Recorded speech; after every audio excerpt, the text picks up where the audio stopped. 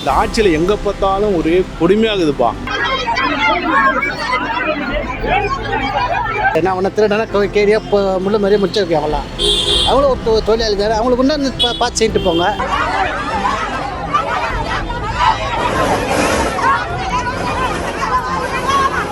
அவங்களும் எவ்வளோ பேர் பேச்சுவார்த்தைக்கு தயாராக தான் இருந்தாங்க. இவங்க மதிக்கவே இல்லை, அவ்வளோதான். தூய்மை பணியாளர் மதிக்கவே இல்லை. அவங்க சொன்ன மாதிரி வாக்குறுதி பிரகாரம் பண்ணியிருந்தால் பிரச்சனையே இருக்காது, முடிஞ்சிட்டு இருக்கோம். அவங்க அதை தவறி விட்டாங்க. அவங்க குடும்பத்தை காப்பாற்றுக்கு தான் போராடுறாங்க. அவங்களுக்கு இந்த மாதிரி கொடுமை நடக்கிறது ரொம்ப அநியாயம் தான். நாளைக்கு அவங்க குழந்தை ஃப்யூச்சருக்காக அவங்க போராடுறாங்க. அவங்களுடைய குழந்தைகளுக்காக போராடுறாங்க.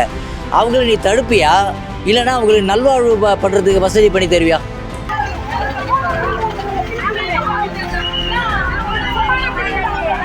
கூலி படம் பார்க்குறாங்கன்னா அவங்களுடைய ஹாபிட் அது மாதிரி இருக்குது. நம்ம என்ன பண்ண முடியும்? ஃபஸ்ட்டு ப்ரிஃபரன்ஸ் சினிமா தான் கொடுப்பாங்க அவங்க, அதுக்கப்புறம் தான் மக்களுக்கே கொடுப்பாங்க அவங்க. ஃபஸ்ட்டு ப்ரிஃபரன்ஸ் அவ தான்.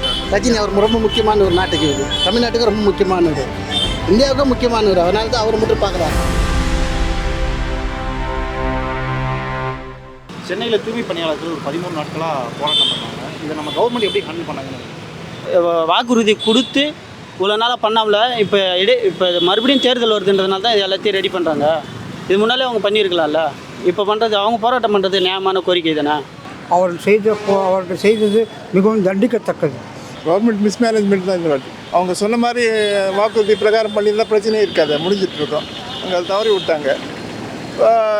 இவங்களுக்கும் லாஸ்ட் சான்ஸு, அது போராடுறது. எலெக்ஷன் வருது இல்லையா, அதனால் இவங்களும் வந்து இந்த டயத்தில் போராடினா தான் ஏதாவது சான்ஸ் கிடைக்கணும் அவங்களும் எதிர்பார்க்குறாங்க. இது அடிப்படை வசதிகள் இது கூட நம்ம தனியார்கிட்ட கொடுத்துட்டு அரசாங்கம் என்ன பண்ணுதுன்னு எனக்கு தெரியல. தேர்தல் வாக்குறுதிகள் அது பாதிக்கு மேலே அவங்க நிறைவேற்றலை தான் நான் சொல்லுவேன். இப்போ கூட பழைய ஓய்வு திட்டம் கொடுக்குறேன்னு சொன்னாங்க, அது முடியல, அது ரெண்டாவது விஷயம்.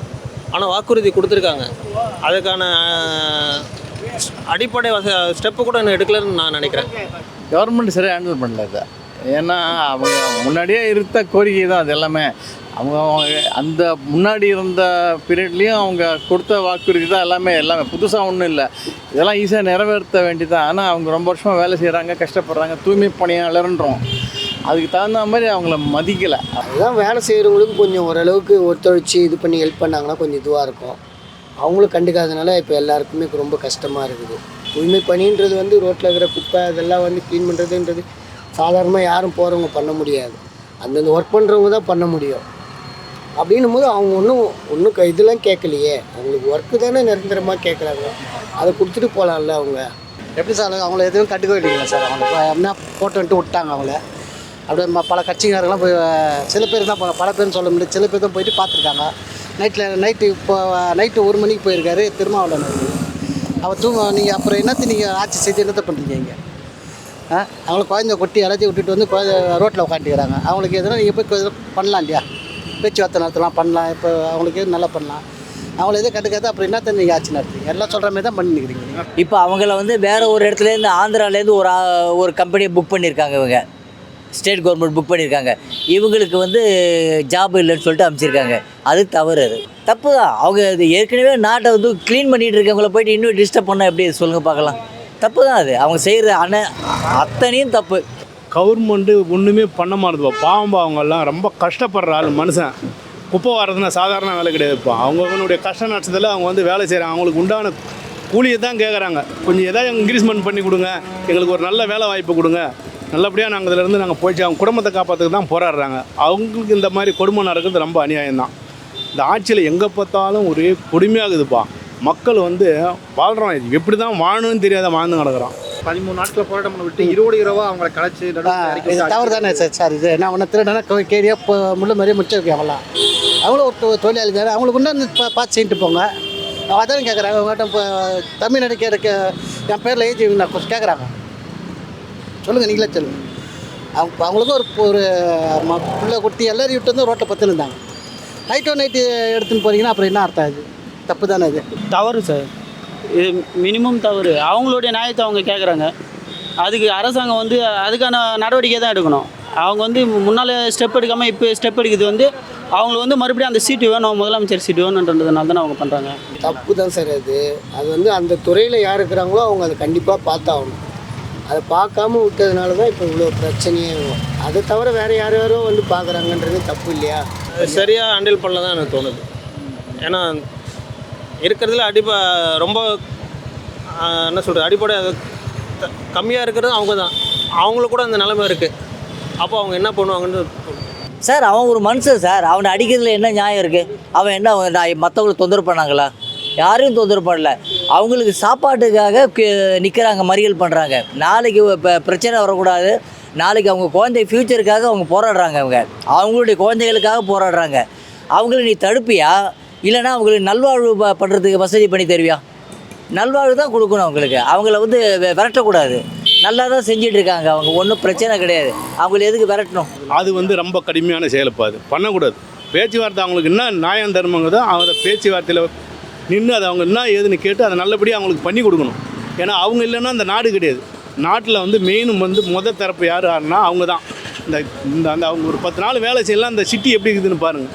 அந்த மாதிரி கஷ்டப்படுற ஆள், ஒரு குப்பை என்னென்ன கிடக்குதோ அதில் நம்ம போகலே நாடுதுன்னு சொல்லி மூக்க முடியும் போகிறோம். அவங்க எவ்வளோ கஷ்டப்பட்டு அதெல்லாம் வாடுறாங்க. அவங்களுக்கெல்லாம் ஒரு நேர்மையான ஒரு செயல், அது இன்னும் நல்லது கெட்டதுன்னு பார்த்து அவங்களுக்கு நல்லபடியாக பண்ணணும். போராட்டம்னா இதுதான் சாதாரணமாக தானே பண்ணுறாங்க. வேறு பப்ளிக் டிஸ்டர்பன்ஸ் எதுவுமே இல்லையா? அட்லீஸ்ட் அந்த துறை சம்மந்தப்பட்ட அமைச்சராக போய் பார்த்துருக்கணும். பார்த்து என்ன அவங்க கிரைவன்சஸ் கேட்டு எது தீர்க்க முடியுமோ அதையாவது கொஞ்சம் சால்வ் பண்ணியிருக்கலாம். அது விட்டுட்டு வந்துட்டு அரெஸ்ட் பண்ணுறதுன்றது ஒத்துக்க முடியாது. வக்கிரம முறையிலும் அதிகார முறையிலும் தான் மிகவும் செயல்படுகிறத தவிர மக்களுக்கோசரம் ஏதோ செய்கிறார்கள் என்று சொல்கிறார்கள் தவிர அதெல்லாம் மக்களுக்கு போய் சேர்வதில்லை. இப்போ ஒரு நாள் சேர்ந்தாலே வீட்டில் இருக்க முடியல அப்படின்னுமோ அந்த தூய்மை பணியாளர்களுக்கு அவங்களுக்கு என்ன கேட்குறாங்களோ அதை கொடுத்துட்டு போகலாம்ல. அவங்கன்னா எங்களுக்கு பணம் கொடுங்க, நகை நட்டு கொடுங்கன்னா கேட்குறாங்க, ஒர்க்கை பர்மனெண்ட்டாக கேட்குறாங்க. ஃபஸ்ட்டு இருந்தது ஓனிக்ஸ் இதுவாக இருந்தது, அவங்களாம் பர்ஃபெக்டாக பண்ணியிருந்தாங்க. அப்போவும் நம்ம தமிழ் ஆளுங்களாம் நிறைய பேர் வேலைங்காங்க. இப்போது வேறு ஆளுங்க ஜாயிண்ட்டில் போனதுனால தான் இப்போ இந்த பிரச்சனையே. வேறு ஸ்டேட்லேருந்து வந்து இப்போ ஒர்க் பண்ணுறதுனால தான் இப்போ இந்த பிரச்சனையே வருது.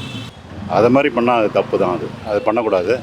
பட் அவங்களுக்கு உரிய மரியாதையை கொடுத்து அவங்கள நிச்சயமாக நல்லபடி வைக்கணும் நாட்டில். இன்னொரு பக்கம் முதல்வரோ துணை முதல்வரோ நேரில் போய் பார்க்கல, நேரம் இல்லை. அப்போ எதுக்கு? அப்போ நடிச்ச கூலி படத்தை பார்த்துட்டு ஃபோட்டோ கொடுத்து ரஜினி அவர் ரொம்ப முக்கியமான ஒரு நாட்டுக்கு, இது தமிழ்நாட்டுக்கு ரொம்ப முக்கியமானவர், இந்தியாவுக்கும் முக்கியமானவர். அதனால தான் அவர் மட்டும் பார்க்குறாங்க. அது அவங்களுக்கு பிடிச்சதோ அதை செஞ்சாங்க, அவ்வளோதான். இது வந்து அவங்களுக்கு பிடிக்கல போல, அது அவருக்கு பிடிச்சது போனாங்க, அவ்வளோதான். சார் அவங்களுடைய இது சினிமா தானே சார். ஃபஸ்ட்டு ப்ரிஃபரன்ஸ் சினிமா தான் கொடுப்பாங்க அவங்க, அதுக்கப்புறம் தான் மக்களுக்கே கொடுப்பாங்க அவங்க. ஃபஸ்ட்டு ப்ரிஃபரன்ஸ் அவ தான். அதெல்லாம் மாறணும் சார். மாறி அவங்க 5 வருஷம் ஆகிப்போச்சு இப்போது கிட்டத்தட்ட. இது ஊரில் மாறலைன்னா இன்னுமே எங்கே மாற போகிறாங்க? அப்படி மாறினா கூட சந்தர்ப்பமாக தான் இருக்கும், சந்தர்ப்பவாதமாக தான் மாற முடியுமே தவிர ரியலாக மாறணும்னா அவங்க ஆட்சிக்கு வந்த உடனே மாறி இருக்கணும். இவன் ஃபஸ்ட்டு ப்ரிஃபரன்ஸ் வந்து to be given to only யார் கஷ்டப்படுறாங்களோ அந்த சிட்டிசன்ஸ்க்கு அவங்களுக்கு தான் கொடுக்கணும். அதுக்கப்புறம் தான் இவங்களோட இந்த இதெல்லாம் வச்சுக்கணும். கூலி படம் பார்க்குறாங்கன்னா அவங்களுடைய ஹாபிட் அது மாதிரி இருக்குது. நம்ம என்ன பண்ண முடியும்? மக்களை நம்ம இத்தனை பேர் ஓட்டு போட்டு அவங்கள வாழ வைக்கிறாங்கன்னா அவங்களுக்கு தான் நாம முதலமைச்சர். இப்போ நமக்கு நாமே முதலமைச்சர் கிடையாது.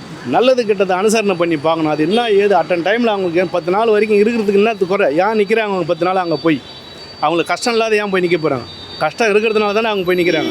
அந்த மாதிரி இடத்துல போய்ட்டு என்ன ஏதுன்னு போய் இறங்கி முதலமைச்சரே போகலனாலும் அவர் உடம்பு சரியில்லைன்னு போகலன்னா கூட அவங்க கீழக்காரங்க போய் என்ன ஏதுன்னு அவங்களுடைய குறையை தீக்கணும். 3 நாள் போராட்டம் பண்ணாங்க, எதுவுமே சொல்லலை. இப்போ நேற்று திடீர்னு உங்களுக்கு இவ்வளோ திட்டம் பண்ணுறோம், அவ்வளோ திட்டம் பண்ணுறாங்கன்னு அந்த திட்டத்தை முன்னாடியே சொல்லியிருக்கலாமே. அவங்கள எவ்வளோ பேர் பேச்சுவார்த்தைக்கு தயாராக தான் இருந்தாங்க. இவங்க மதிக்கவே இல்லை, அவ்வளோதான். தூய்மை பணியாளர் மதிக்கவே இல்லை. எலெக்ஷன் வருது இல்லையா? எலெக்ஷன் வரும்போது என்ன பண்ணுவாங்க? இதுமாதிரி தான் ஏன்னா ஒரு அறைக்காக விடுவாங்க. போய் நேரடியாக பார்க்கணும், களத்தில் இறங்கி என்னென்னா அவங்களுடைய குறைகளை கேட்கணும். அதை கேட்காத அங்கேயே உட்காந்துக்கின்னு இந்த ரஜினி வந்தார், படம் முடிச்சார், அவருக்கு போய் இது பண்ணாக்கா அப்புறம் என்ன அர்த்தம்? அது அவர் தான் முக்கியம், அப்புறம் மற்ற மக்களை முக்கியம் இல்லையா? அவரே பார்த்துட்டு போங்க. எதுக்கு நீங்கள் மக்களை போய் சந்திக்காதீங்க, எதுவும் பண்ணாதீங்க. 10 நாள் காக்க விட்டு தான் பண்ணணும்லாம் அவசியம் கிடையாது. அது ஒரு 2 நாள் 3 நாள் பாவம் அவங்க பாசம் வேவாத வெயிலையோ ஏதோ இருக்கிறதுல இந்த மாதிரி இடத்துல தானே உட்காந்துக்கிறேன். அவங்கள போயிட்டு அவங்கள அந்த நாள் வரைக்கும் காக்க விடக்கூடாது. 4 நாள் 3 நாள் 2 நாள் அவள் தான் என்ன ஏதுன்னு சொல்லி டப்புன்னு தீர்த்தா தான் அடுத்தது உங்கள் மேலே ஒரு ஒரு நல்ல ஒரு இது வரும். அவங்கள காக்க விட்டு மக்களை ஃபுல்லாக கொந்தளித்து அவனுடைய வைத்தறிச்சலை வாங்கி வச்சுக்கின்னு அதை போய்ட்டு திருப்பி நம்ம அதை பண்ணோம்னா அது வந்து பெரிய தப்பான செயல். கவர்மெண்ட்டுன்றது வந்து முதலமைச்சருடைய இதில் போகுது. அப்போ அவர் தான் முன்னாலே எல்லாத்தையும் ஸ்டெப் எடுத்துருக்கணும்.